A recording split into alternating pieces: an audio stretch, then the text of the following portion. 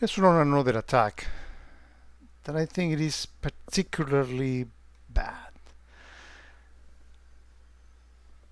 We start by downloading the same 16.60.124 slash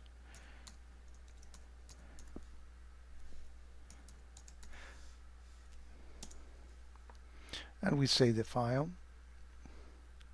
We also are going to download the DLL, and I show in the MSS Venom video how I created the DLL, because we're going to be doing some DLL hijacking. So I'm going to save that as well. Okay, we can close that browser and we can start. Let me actually prepare my environment here.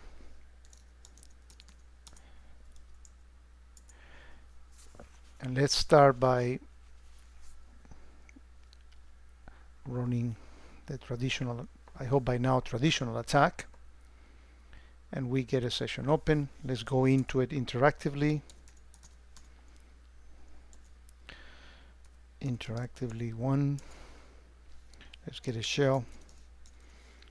And notice that I did not run this with any privilege. I just run it not as an admin, but as a standard user. What we're going to be doing is we're going to be making some registry modification. And these are the 3 commands that I'm going to be actually grabbing. And basically what this does is it puts in current user, which is a higher hive, that when Microsoft will normally look for the DLLs, it will put in a higher hive, so Windows is going to go here first and it's going to look for those processes. So let's actually issue those commands in here. Paste clipboard, and they have been executed successfully. Now I can actually exit this to prove that I have achieved persistency. I can exit this. In fact, just to make it far more credible, let's start from the beginning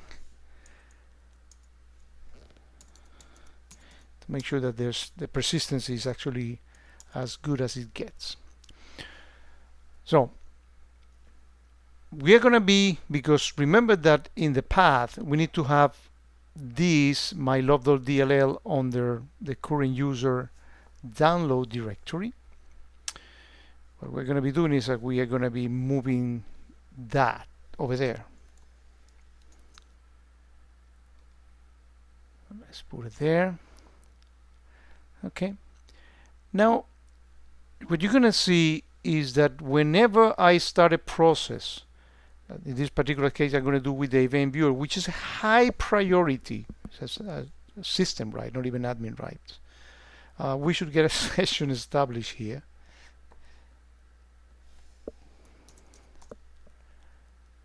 It's going to go and look for DLLs and it's going to find them here, and bang, we have a session. So not only we got a session by just running, so again, persistency is whenever the guy runs any high level process in here, this particular case the event viewer, a session gets established. But notice the peculiarity of this session.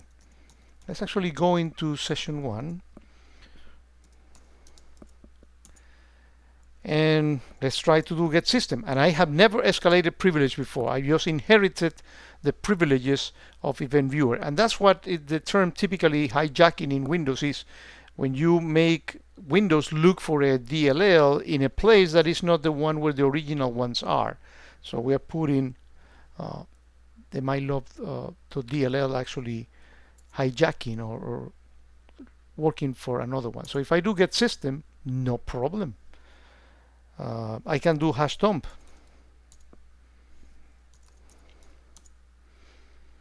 I can load Kiwi.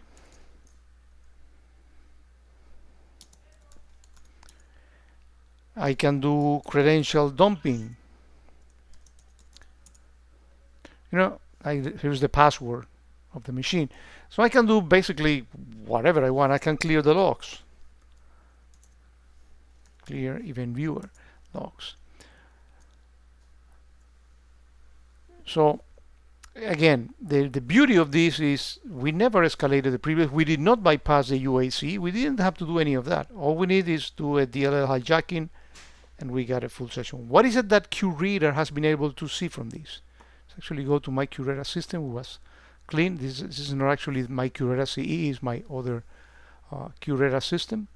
And notice that it already got 28 events. Maybe this will go higher as this keeps getting more events.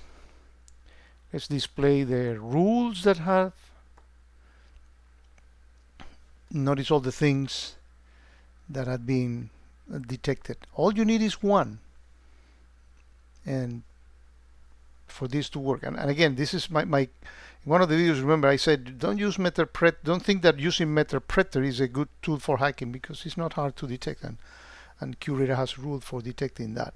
But the point is not to make you a hacker. The point is to make sure that you have your system ready to detect these type of techniques.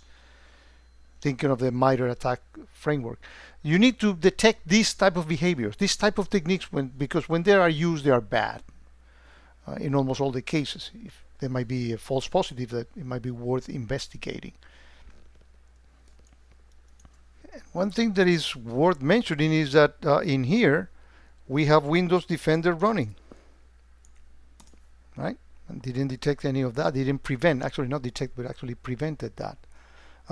That's not to say that from some of the attacks that we may do in this series, we may disable the Defender. But again, the bad guys can do that, and we cannot make an attack so long that it will take 20 minutes just to execute.